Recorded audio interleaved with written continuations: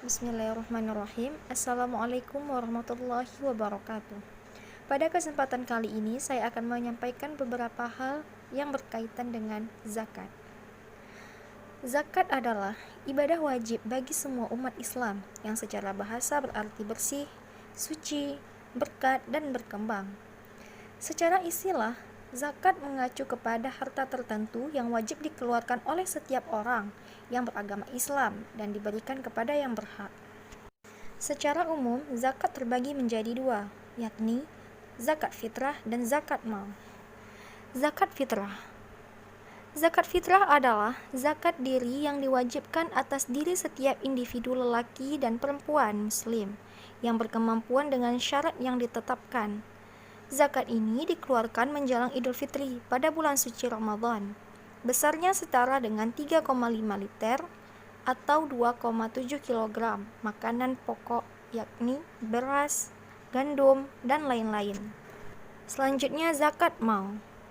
Zakat mal adalah zakat yang dikenakan atas harta yang dimiliki seorang individu dengan syarat dan ketentuan yang telah ditetapkan. Zakat mal terbagi pula menjadi beberapa kategori. 1. Zakat penghasilan. Zakat penghasilan merupakan zakat yang perlu dikeluarkan setiap kita mendapatkan penghasilan yang berupa harta ataupun uang. Sama dengan zakat mal yang memiliki jangka waktu 1 tahun. Namun, zakat penghasilan juga bisa dikeluarkan per bulan dengan cara dicicil dan dengan perhitungan yang berbeda. Semua jenis zakat memiliki perhitungan tersendiri, namun syarat dasarnya tetap sama, yakni telah mencapai nisab dan haul. Nisab zakat penghasilan setara dengan 653 kg gabah, yakni harga gabah sama dengan Rp5.600 per kilogram, atau sebanyak 2,5% dari setiap penghasilan yang telah kita terima. 2. Zakat pertanian. Zakat pertanian tentunya identik dengan hasil pertanian. Berbeda dengan zakat penghasilan. Zakat pertanian merupakan zakat yang dikeluarkan seorang petani atau sebuah perusahaan pertanian sesuai dengan cara mengolah pertanian tersebut. Zakat pertanian dapat berupa makanan pokok maupun tanaman lainnya, seperti tanaman bunga, buah-buahan, dan lain-lain. Cara menghitung jumlah yang akan dikeluarkan zakat dari tanaman tersebut adalah disamakan dengan nisab zakat pertanian, makanan pokok, dan harga makanan pokok yang dipakai masyarakat setempat. Jumlah zakat yang harus dikeluarkan oleh seorang petani menurut sumber pengairannya dibedakan menjadi dua, yakni pertanian yang menggunakan air hujan, air sungai, dan mata air sebagai sumber pengairannya, maka akan dikenakan zakat sebesar 10% dari seluruh hasil panen. Sementara pertanian yang mengharuskan membeli air irigasi supaya sawah mereka dapat tumbuh, untuk pertanian jenis ini jumlah zakat pertanian yang harus dikeluarkan adalah sebesar 5% dari seluruh hasil panen. Sementara 5% lainnya diasumsikan sebagai biaya pembelian pupuk, perawatan lahan, obat hama, dan lain-lain. 3. Zakat hasil perdagangan atau perniagaan. Zakat perdagangan wajib dikeluarkan jika memenuhi dua ketentuan, yakni nilai barang dagangannya mencapai nisab emas dan perak dan cukup haul. Cara menghitung zakat perdagangan adalah menambahkan modal dan keuntungan dan dikurangi dengan kerugian, kemudian dikalikan dengan 2,5%. Adapun zakat perniagaan ini dikeluarkan pada saat tutup buku. 4. Zakat barang temuan atau rikas. Zakat barang temuan adalah zakat yang wajib dikeluarkan untuk barang yang ditemukan terpendam di dalam tanah atau yang biasa disebut dengan harta karun. Zakat barang temuan tidak mensyaratkan baik haul maupun nisab.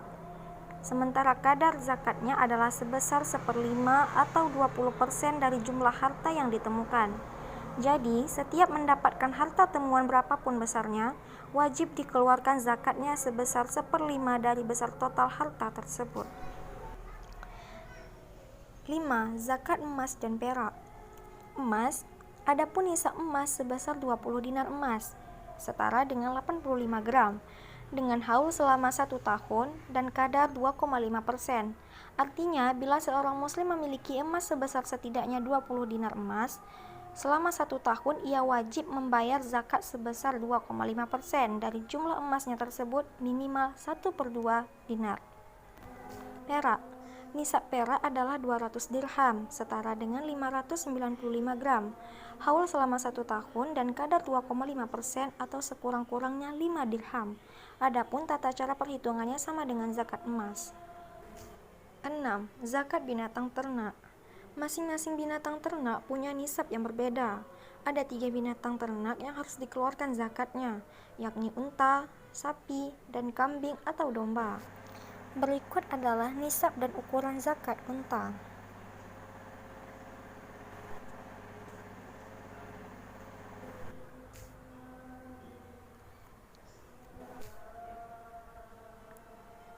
Jika aset mencapai 140 ekor unta, maka cara menghitung ukuran zakatnya adalah setiap kelipatan 40 ekor, zakatnya 1 ekor unta betina umur 2 tahun dan setiap kelipatan 50 ekor, zakatnya 1 ekor unta betina umur 3 tahun.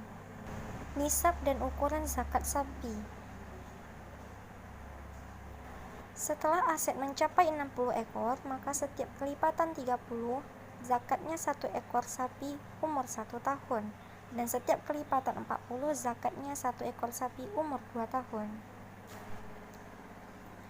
Berikut nisab dan ukuran zakat kambing.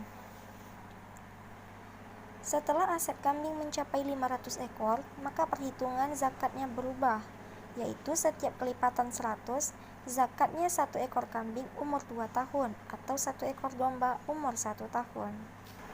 Mustahik. Mustahik adalah istilah atau sebutan bagi orang-orang yang berhak menerima zakat. Berikut terdapat 8 golongan yang berhak menerima zakat. 1. Fakir. Menurut Imam Syafi'i, fakir merupakan orang yang tidak memiliki harta benda atau mata pencaharian. Keadaan ini terjadi secara terus-menerus atau dalam rentang waktu tertentu. 2. Miskin. Berbeda dengan fakir, orang yang termasuk ke dalam kategori miskin adalah orang yang memiliki harta dan pekerjaan, tetapi belum mampu memenuhi kebutuhan hidup sehari-hari. 3. Riqab. Riqab atau memerdekakan budak menjadi penerima zakat yang utama. Budak yang dimaksud adalah seorang muslim yang dijadikan budak kemudian dibeli dari harta zakat dan dibebaskan di jalan Allah Subhanahu wa taala. 4. Gharim. Gharim adalah orang yang memiliki utang dan terdesak mencari pinjaman untuk memenuhi kebutuhan sehari-harinya, baik kepentingan pribadi, sosial maupun agama. Ada 2 jenis gharim. Pertama, gharim limaslahati nafsihi, yang terlilit utang demi kepentingan atau kebutuhan pribadi. Kedua, gharim liislahi zatil, yang terlilit utang karena mendamaikan manusia, suku, atau kabilah. 5. Mu'alaf. Mu'alaf adalah orang muslim yang imannya masih lemah tetapi memiliki pengaruh terhadap kaumnya atau sebutan bagi orang yang baru memeluk agama Islam. 6. Fi sabilillah. Fi sabilillah adalah orang yang berjuang di jalan Allah demi mengharapkan ridha. Orang yang termasuk dalam golongan ini, baik kaya maupun miskin, berhak mendapatkan zakat. Namun, perlu diingatkan kembali bahwa di masa kini jihad fisabilillah tidak selalu berarti perang. Jihad seorang pelajar harus dilakukan dengan belajar dengan giat dengan mendapatkan ridha Allah. Selain itu, fisabilillah juga bisa berupa organisasi penyiar dakwah Islam, proyek pembangunan masjid, dan kegiatan lain di jalan Allah. 7. Ibnu Sabil. Ibnu Sabil adalah seorang muslim yang melakukan perjalanan dan memerlukan uang untuk bekal perjalanannya. Orang yang masuk dalam golongan ini berhak menerima zakat sesuai kebutuhannya. 8. Amil zakat. Jika mustahik adalah orang yang berhak menerima zakat, maka amil zakat adalah badan yang dipercaya mengurusi zakat. Amil zakat adalah orang yang telah ditunjuk oleh seorang pemimpin atau wakilnya dan ditugaskan untuk mengumpulkan zakat. Syarat menjadi amil zakat harus merdeka, laki-laki, dan muslim mukallaf. Amil boleh berasal dari orang miskin maupun kaya. Jika ketujuh golongan sudah menerima haknya, maka amil berhak menerima zakat. Mungkin hanya ini yang dapat saya sampaikan, lebih dan kurang saya mohon maaf, dan saya akhiri dengan wassalamualaikum warahmatullahi wabarakatuh.